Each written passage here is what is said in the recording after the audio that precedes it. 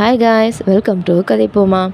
இன்றைக்கி நம்ம பார்க்க போகிற வீடியோ ப்ளீஸ் டோன்ட் ஸ்பாயில் மீயோட லாஸ்ட் பாட்டு தான். கடைசி பாத்திரத்தில் ஹீரோவும் ஹீரோயினியும் பிரிஞ்சிருப்பாங்க. ஸோ ஹீரோயின் வந்து கோல்டு பேலஸ்லேயே போய் தங்கியிருப்பாள்.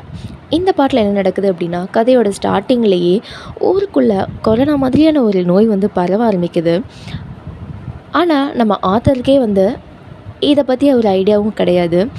ஏன்னா இப்போ புதுசாக வந்து கதைக்குள்ளே நிறைய மாற்றத்தை வந்து கொண்டு வந்துட்டா இல்லையா. ஸோ அதனால தான் இந்த நோய்க்கான காரணம் யார் அப்படின்னா அந்த மந்திரி குள்ளநரி தான்.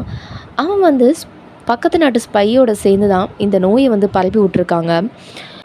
ஊர் மக்கள் நிறைய பேர் பாதிக்கப்பட்டிருக்கனால அந்த டாக்டர் பொண்ணோட சேர்ந்து ஹீரோவும் சேர்ந்து மக்கள்லாம் எப்படி இருக்காங்க அப்படின்னு பார்க்க போவான்.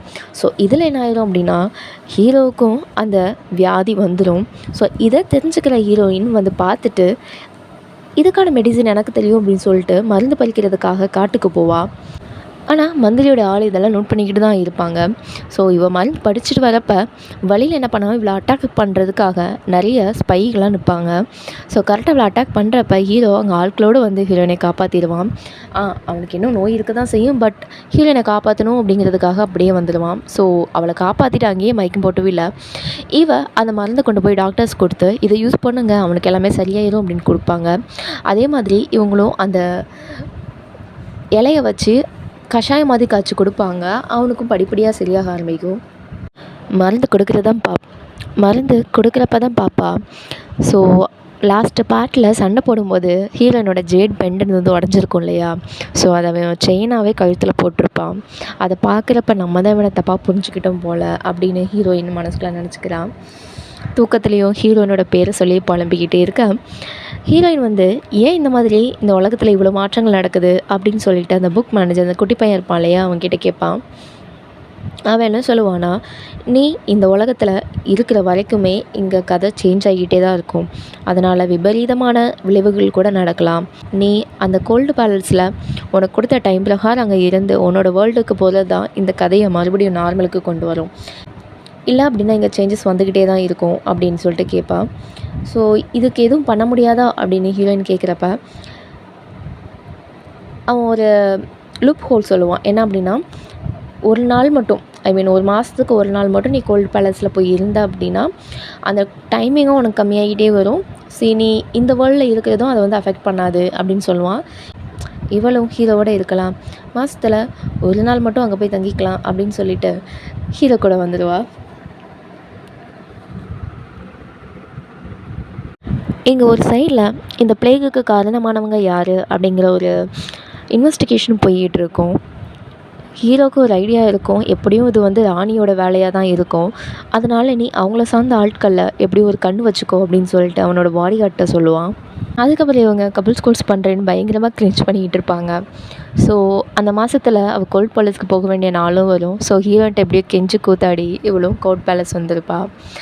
கரெக்டாக அந்த நாள் முடிகிறதுக்கு என்ன பண்ணியிருப்பாங்க அப்படின்னா, டைமரும் செட் பண்ணி வச்சுட்டு, இந்த டைம் முடியும்போது கரெக்டாக என்கிட்ட சொல்லிடுங்க, நான் என்னோடய இடத்துக்கு போகணும் அப்படின்னு சொல்லிட்டு ஜாலியாக எப்பயும் போல் எல்லாரோடையும் சேர்ந்து சாப்பிட்றது, ஆடுறது, பாடுறது, செமையாக டைம் ஸ்பெண்ட் பண்ணிக்கிட்டு இருப்பாள்.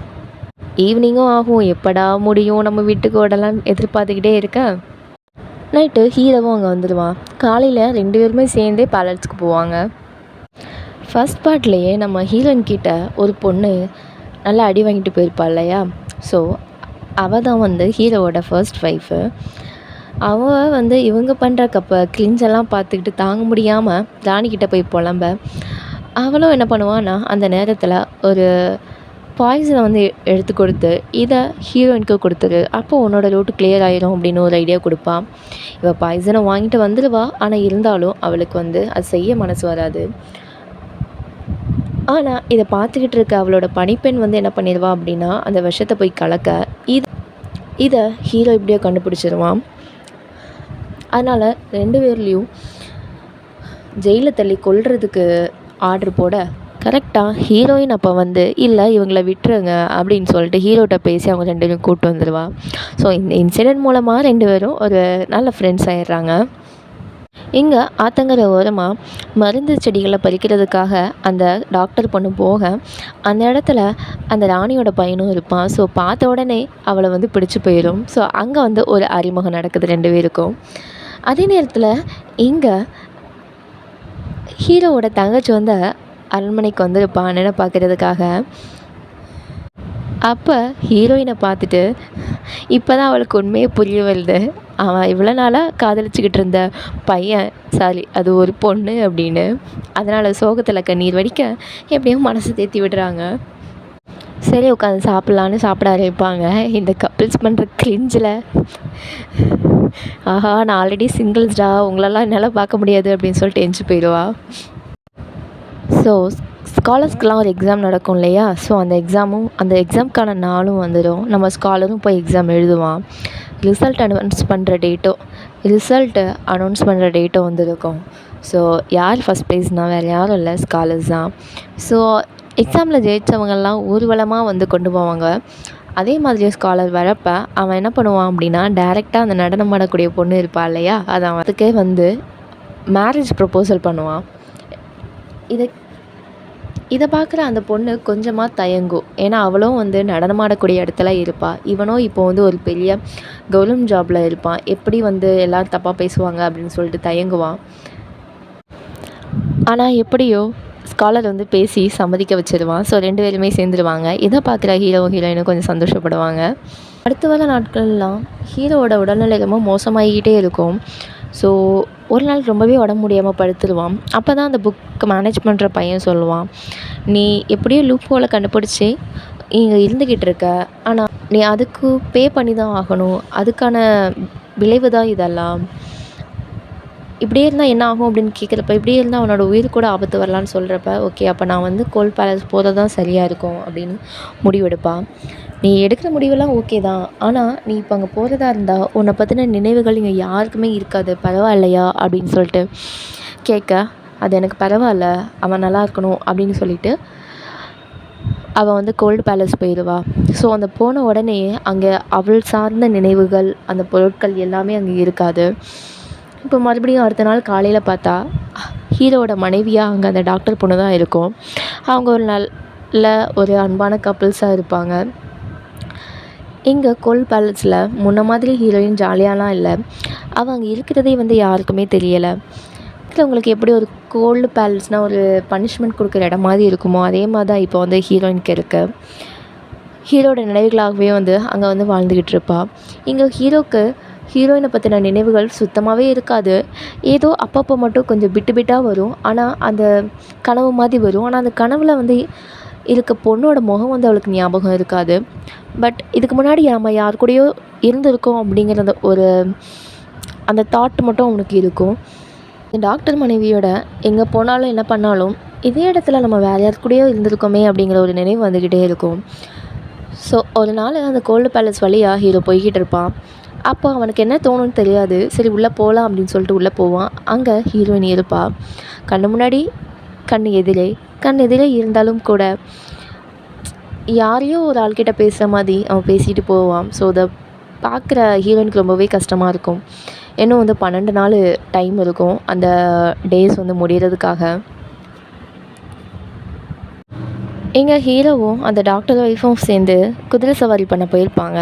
அப்போ குதிரைக்கு மதம் பிடிச்சி ஹீரோ குதிரையிலேருந்து கீழே விழ மண்டையில் அடிபட்டு பழைய விஷயங்கள் எல்லாமே ஞாபகம் வந்துடும். ஸோ ஞாபகம் வந்த உடனே ஹீரோயினை தேடி ஓடி வருவான். நீ தானே அது அப்படின்னு சொல்லிட்டு அவட்ட நடந்ததெல்லாம் சொல்லி கேட்குறது ஹீரோயின் வந்து ஃபஸ்ட்டு ஒத்துக்க மாட்டா. அப்போ அவள் கையில் இருக்க உடஞ்ச ஜேட் பென்ட்டோட பாதியை வந்து அவன் பார்த்துருவான். இதை தெரிஞ்ச உடனே நீ தான் அப்படின்னு சொல்லிட்டு கிஸ் பண்ண ஹீரோயினும் ஒத்துக்குவா. அந்த குட்டி பையன் வந்து ஹீரோட கண்ணுக்கும் தெரியவான். ஏன் அப்படின்னா இவன் வந்து இந்த புக் வேர்ல்டோட ரூலை வந்து பிரேக் பண்ணிட்டான். இனி வந்து இவனால் பழைய செல்ஃபுக்கு போக முடியாது. கதை வந்து பழைய பிளாட்டில் வந்து இருக்க முடியாது.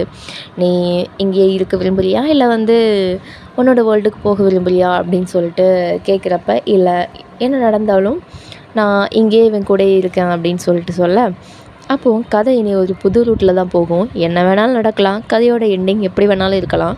அதனால நீங்கள் உங்களை பார்த்துக்கோங்க அப்படின்னு சொல்லிட்டு அந்த பையன் அங்கேருந்து போயிடுவான். அதுக்கப்புறமா ராஜ்யத்தில் பக்கத்து நாட்டோட இளவரசர் வந்து அமைதி வேண்டி வந்திருப்பாங்க. ஸோ அவங்களோட கண்டிஷன் என்னவா இருக்கும் அப்படின்னா கல்யாணம் பண்ணிட்டு போகிறதா தான் இருக்கும். வயசில் இருக்கிற ஒரே ஆள் ஹீரோவோட தங்கச்சி தான். அவளுக்கு கல்யாணத்தில் விருப்பம் இருக்காது. ஏன்னா இந்த சைடு ராணியோட பிளான் என்னவா இருக்கும் அப்படின்னா, அந்த எதிரி நாட்டு படையோட கூட்டு சேர்ந்து ஹீரோவை கொன்னுட்டு தன்னோட மகனை வந்து ராஜாவை ஆக்கணும் அப்படிங்கிறது தான் நினைப்பாக இருக்கும். ஸோ இந்த பிளானை வந்து அவன் பையன்கிட்டையும் சொல்ல, ஆனால் அவன் வந்து இதுக்கு ஒத்துக்க மாட்டான்.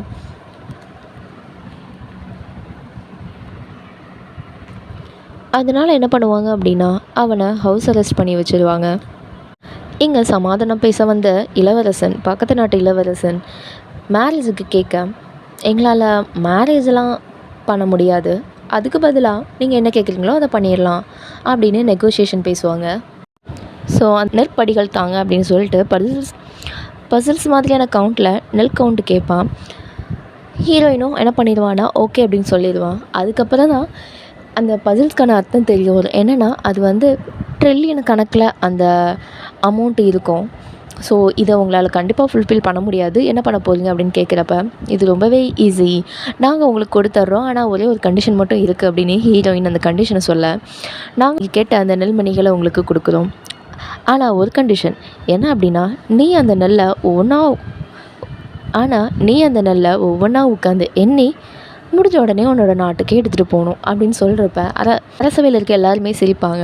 அந்த நேரத்தில் அவன் கோவப்பட்டு எழுந்து, இப்போ நீ இங்கே இருக்க யாருமே உயிரோட போக முடியாது அப்படின்னு சொல்லிட்டு அவன் கொண்டு வந்த அவன் கூட்டிகிட்டு வந்த ஸ்பை ஆட்களை அரண்மனைக்குள்ள வந்துடுவாங்க. ஸோ எல்லோரும் கழுத்துலேயும் கத்தி வைக்கிறப்ப பயங்கரமாக டைலாக் விடுவான். கடைசியில் என்ன நடக்கும் அப்படின்னா, கத்தியை திருப்பி அவங்க கழுத்துக்கு வைப்பாங்க. அப்போ தான் ஒரு சீனை கட்டுறாங்க. என்ன அப்படின்னா, அங்கே ஹவுஸ் அரெஸ்ட் பண்ணி வச்சாங்க இல்லையா அந்த ராணியோட பையன், அவன் பாடிகார்டு அப்புறம் அந்த டாக்டர் பொண்ணோட உதவியால் டேரெக்டாக இந்த பிளானை வந்து ஹீரோக்கிட்டே வந்து சொல்லிடுவோம். ஸோ அதனால தான் இவங்க வந்து முன்னாடியே பிளான் பியை வச்சு இவங்க எல்லாத்தையும் வந்து மடக்கியிருப்பாங்க.